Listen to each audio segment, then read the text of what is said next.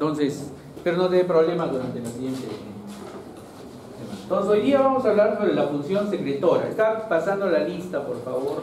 Está pasando la lista también.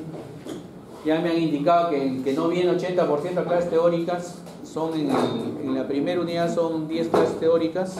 Son 10 clases teóricas, es decir, 8 clases. Si no viene a 8 clases, no puede ir al examen según reglamento. Ya me han indicado eso también. Bien. Entonces, hoy día vamos a trabajar bajo lo que es la secreción. La clase anterior habíamos visto lo que era la inervación y la motilidad del estómago. Hoy vamos a hablar sobre lo que es la secreción.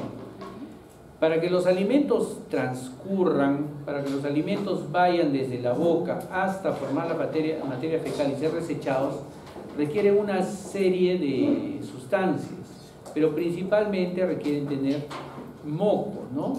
Moco para que puedan mezclarse con el alimento y puedan avanzar con tranquilidad. Bien, entonces, por lógica, la mayor cantidad de glándulas que existen dentro de nuestro tubo digestivo, desde la boca hasta el ano, son las glándulas mucosas, ¿no? Que van generando esta mucina y esta mucina va mezclándose con el bolo alimenticio y va avanzando. Sin embargo, existe una serie de glándulas anexas que van produciendo unas sustancias que nos van a permitir comenzar a romper enlaces para que la digestión y la absorción de los alimentos sea mucho más rápida, ¿ya? Entonces, nosotros contamos la ingestión de la formación de líquidos y secreciones en el tubo digestivo desde la toma de líquido nuestra. Entonces, en teoría nosotros deberíamos tomar más o menos 2 litros de agua al día, ¿no? Para permitir un adecuado discurrir de nuestros alimentos. Con 2 litros de agua al día nosotros aseguramos la formación del resto de líquidos y sustancias dentro de nuestro organismo y no nos estreñimos, ¿no? Por eso. Entonces, muchos de sus pacientes, les digo esto porque muchos de sus pacientes, sobre todo los viejitos, van a llegar: doctor, estoy estreñido, no hago 3, no hago 4 días, doctor, ya no puedo, póngame enema. Y lo único que tiene que corregir a veces es el hábito alimentario del paciente, ¿no? Con 2 litros de agua, pero corríjanle a un viejito que tome 2 litros de agua al día. Es bien difícil, ¿no? Entonces, ese es el problema de nuestros geriatras, ¿no? Que sus pacientes son bien difíciles de que nos comprendan. Bueno, y la saliva, que es la primera sustancia con la que tiene contacto nuestros alimentos, por lo menos deberíamos producir 1 litro de saliva al día. Lo producimos por lo menos 1 litro de saliva al día, ¿ya? Y este litro de saliva al día se produce por las glándulas salivales parótida, submaxilar y sublingual. Estas glándulas salivales tienen la particularidad de tener 2 tipos de secreciones. Secreción mucosa, que es la que se necesita para formar el bolo alimentario, y secreción serosa. Y en esta secreción serosa, principalmente nosotros encontramos la amilasa, la tialina, ¿no? Que nos ayuda a romper los primeros enlaces y la digestión inicial de los carbohidratos, ¿sí? Entonces, esa es su primera práctica justamente. Para formar saliva tenemos 3 etapas básicamente. La fase encefálica, la fase oral o local y la fase intestinal gástrica. En todo el sistema digestivo siempre pasa eso. ¿Qué pasa en la fase encefálica? La fase encefálica, ustedes son estimulados por el sistema nervioso central. Por ejemplo, ustedes a esta hora ya han desayunado 6 de la mañana, seguramente 5 de la mañana han desayunado ustedes, tienen cara de eso, ¿no? Entonces llega el olor acá de una parrillada riquísima que están haciendo acá al lado. Y entonces, ¿quién se estimula? El sistema olfatorio y estimula el sistema nervioso central, ¿sí? Y su sistema nervioso central estimula las glándulas salivales para que secreten saliva, fase cefálica. ¿Cuál es su vía? La vía eferente básicamente es el olfato, la vista, ¿no es cierto? El olor. Y la integración se da generalmente en nuestros centros instintivos de la alimentación. ¿Dónde están nuestros centros instintivos?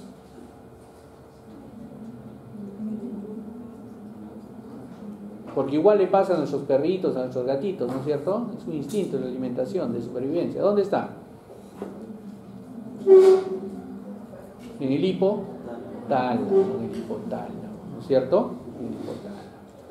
Y entonces acá va comenzando a generarse los efectores. ¿Y cuáles van a ser los efectores? El sistema parasimpático, que dijimos que genera saliva, ¿no es cierto? ¿Y cuál es el principal efector del sistema parasimpático? El nervio vago, ¿no? Entonces, el nervio vago, ¿qué produce el parasimpático? Produce acetilcolina. Otro nervio parasimpático, el glosofaringio, que también produce acetilcolina, ¿no es cierto? Y cuando viene el olor, todo viene, entonces el efector es vago, glosofaringio, van a las glándulas salivales, las estimulan con su acetilcolina y comienzan a producir secreción salival. ¿Ya? Secreción salival, serosa y mucosa. El segundo, el local. Cuando tenemos un sabor, sobre todo el sabor ácido, genera más secreción salival. Más secreción salival. Las superficies lisas, cuando chupan un caramelo, por ejemplo. Están chupa el caramelo. ¿Produce secreción salival o no? Produce más secreción salival. Pero cuando come una galleta, que es una superficie rugosa, no hay tanta secreción salival, ¿no es cierto? Entonces se inhibe la secreción salival. Fase local. Y fase gástrica es cuando nosotros tenemos náuseas, gastritis, algo nos cae mal, entonces comenzamos a secretar saliva también, ¿no? Es un acto reflejo. En la fase local me olvidé decirles que la inervación para la secreción de la saliva se da básicamente también por el nervio glosofaringio, ¿no? Que está en esta zona. Entonces, esta solución de saliva, que debe ser 1 litro más o menos al día, tiene un pH de 6 a 7, es un pH un poco ácido. En cambio, el resto de soluciones de secreciones que tenemos en el organismo, las más saltantes es el ácido clorhídrico del estómago, que su pH va entre 1 a 3.5, o sea, es un pH recontra ácido que puede quemar superficies, ¿no? Si a ustedes les cae ácido clorhídrico a la piel, les va a quemar definitivamente, ¿no? Y el jugo pancreático tiene un pH de 8 a 8.3, es básico. Entonces, es importante esta diferencia para que haya un equilibrio entre el ácido clorhídrico y el jugo pancreático. ¿Ya? Es importantísimo.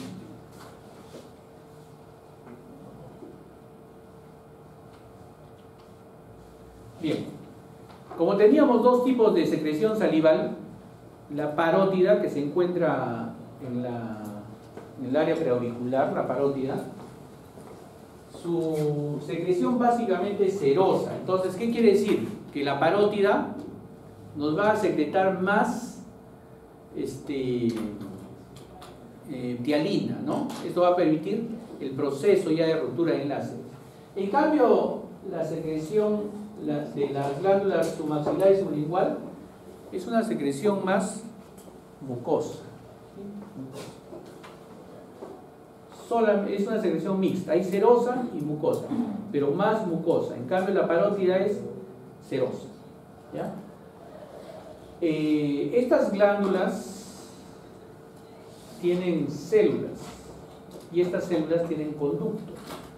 ¿Sí? Estas células se forman como acinos, y estos conductos tienen células principalmente de nombre intercaladas que van a salir hacia un ducto. ¿Qué es lo importante de esta glándula? Lo importante es que aparte de formar el moco todo esto, y la secreción de tialina, en esta zona intercalada nosotros vamos a poder reabsorber minerales y agua para tener una conformación final de lo que es la saliva. Las células acinales, ¿no? Entonces, acá, como les decía, los diferentes reflejos,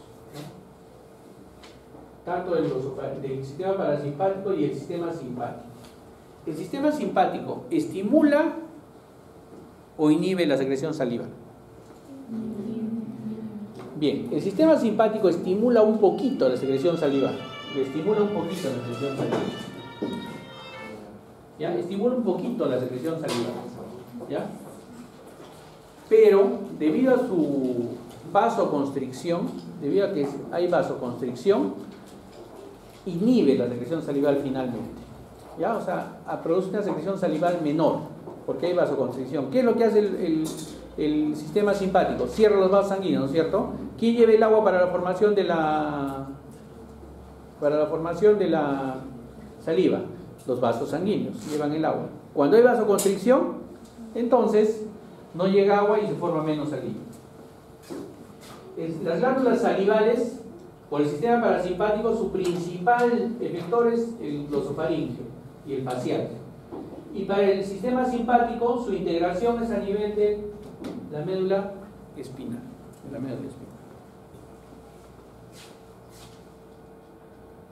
Las células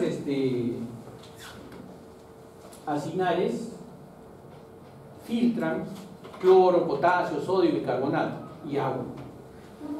Y cuando llega a las células intercaladas, se reabsorbe acá el sodio, se reabsorbe el cloro e ingresa potasio y bicarbonato en mayor cantidad, saliendo también agua y formándose ya la saliva. Entonces la saliva es rica en potasio, bicarbonato y agua. Sin embargo, su pH está entre 6 y 7. ¿Ya? ¿Quiénes más estimulan la secreción salival? Como habíamos visto ahorita, la acetilcolina, básicamente, y la norepinefrina, ¿no? en una cantidad. ¿Alguien más estimula la secreción salival? La sustancia P. ¿Qué es la sustancia P? La sustancia P es un neurotransmisor, principalmente que está ligado a la neurotransmisión del dolor, ¿sí? Entonces, cuando nosotros tenemos generación de sustancia P, entonces el paciente comienza a salivar. Quizá en los humanos no se ve mucho. ¿Han visto un perrito que le duele algo? No bota su salivita está babeando el perrito y es un signo de dolor del perrito, ¿ya? Es un signo de dolor.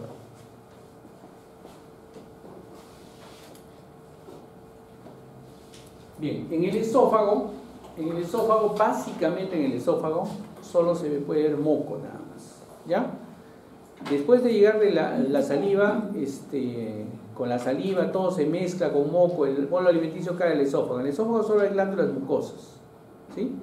Y estas glándulas mucosas hacen que el bolo sea más fácil de digerir, de caer, y cae al estómago.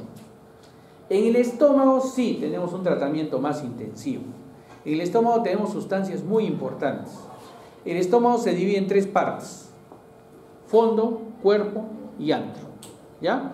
Cuando cae el alimento al estómago, entonces va a estar a merced de lo que es el ácido clorhídrico. ¿Y dónde se forma el ácido clorhídrico? En el estómago tenemos 2 tipos de glándulas: glándulas oxínticas y glándulas pilóricas, ¿no es cierto? Las glándulas oxínticas, o que tienen dentro de su conformación las células oxínticas o células parietales, forman el ácido clorhídrico. Pero no solamente tenemos esas células en las glándulas oxínticas, tenemos células principales que forman la pepsina, tenemos células mucosas que forman mucus, y células parecidas a las enterocromafines que forman histamina, ¿ya? Y la gastrina y en la parte de las glándulas pilóricas tenemos células G que forman gastrina y que forman moco también, ¿ya? Entonces todo este contexto nos lleva a que el estómago funcione como un relojito cuando cae el alimento, ¿ya? Ahí tenemos nuestras glándulas con sus células parietales, células principales que producen pepsinógeno o chief cells, las células parietales, las células mucosas y las células parecidas a las células enterocromafinas, ¿no? Que producen histamina. En las células pilóricas tenemos lo que es las células G que producen gastrina y las células que producen mucus. Cada una de estas partes el fondo, el cuerpo y el antro producen sustancias particulares, no diferentes, pero sí particulares. En el fondo del estómago, más que todo, nosotros tenemos que ver lo que es moco. En esta zona del cuerpo, ahí sí producimos todo el resto de sustancias que hemos dicho. Y en el antro pilórico producimos más células G y más moco. ¿Ya?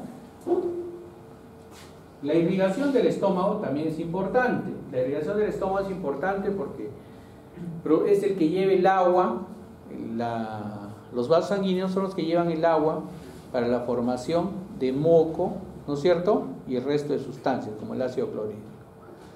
Bien, entonces, en las glándulas, cuando cae el alimento al estómago, las glándulas oxínticas con sus células parietales comienzan a producir más ácido clorhídrico, ¿no? ¿Y cómo se produce ese ácido clorhídrico? Para producirse ese ácido clorhídrico requiere hidrógeno y cloro. Entonces nosotros en el organismo tenemos todo eso. Las células de la glándula oxíntica, las células parietales, tienen CO2 de su desecho metabólico y con el agua que está aquí en la célula parietal producen ácido carbónico que se escinde, que se rompe en bicarbonato de sodio y en hidrógeno, ¿no es cierto? Este hidrógeno va a salir al estómago, ¿sí? Intercambiado con un potasio. Esto se llama bomba hidrógeno-potasio ATPasa o bomba de protones. Importantísima porque los tratamientos actuales de la gastritis están orientados a bloquear esta bomba. ¿Ya? Bomba de protones. El bicarbonato sale de la célula e ingresa cloro. Este cloro se va de largo hacia la luz y se mezcla con el hidrógeno y ya está el ácido clorhídrico formado. Pero este potasio que se había intercambiado sale de la luz y vuelve a ingresar por la bomba sodio-potasio ATPasa y vuelve a salir y vuelve a ingresar y vuelve a salir. Hace su círculo así el potasio. ¿Ya? Entonces el cloro ya sabemos dónde viene, ya sabemos de dónde viene el hidrógeno y el potasio que es básico para el funcionamiento de la bomba sodio-potasio. Pero esto y esto requieren energía, ¿no es cierto? ¿Cuánto habíamos dicho que se generaba el jugo gástrico al día? Unos 1500 mililitros. Esos 1500 mililitros, que por cada litro de jugo gástrico que se forme, requieren 1000 calorías ustedes. O sea, 1500 calorías. Pero ¿y quién estimula entonces esta formación del ácido clorhídrico así? ¿Quién dice, comencemos a producir más ácido clorhídrico porque viene comida? Produzcamos menos porque no tenemos mucha comida. Lo produce primero la acetilcolina y volvemos al estómago. El estómago también tiene una fase cefálica, fase local y fase intestinal de secreción. ¿Ya? Lo mismo que la glándula salivar. La fase cefálica, el mismo cuento. Un olor, visión, olor, ¿no es cierto? Ustedes comienzan a producir acetilcolina. ¿Cuál era su nervio que producía que llevaba la acetilcolina? Al estómago, vago. El estómago es básicamente el vago, ¿ya? Y la acetilcolina comienza a estimular sus receptores muscarínicos, M3 muscarínicos. Y comienza el cuento del hidrógeno. La histamina y la gastrina. Bien, cuando llegue el alimento al estómago y comienza a mezclarse y comienza el vaivén de la mezcla, llega hasta el píloro, ¿no es cierto? Pero no sale todavía porque no está tratado, no tiene el pH adecuado. Entonces dijimos que las carnes, las grasas, hasta 8 horas estaban dando vueltas en el estómago, ¿no? Entonces, estimula este alimento que llega al píloro, estimula las células G y forman gastrina. Esta gastrina, esta molécula de gastrina va a ir y va a estimular a las células parecidas a las enterocromafilis que estaban en las glándulas oxínticas, ¿no es cierto? Y producen histamina. Y esta histamina va a estimular a los receptores H2 de las células parietales para producir ácido clorhídrico. ¿Ya? La gastrina también solita tiene su receptor particular de la gastrina y estimula también a la formación de ácido clorhídrico, pero en menor grado. El mayor grado es la histamina.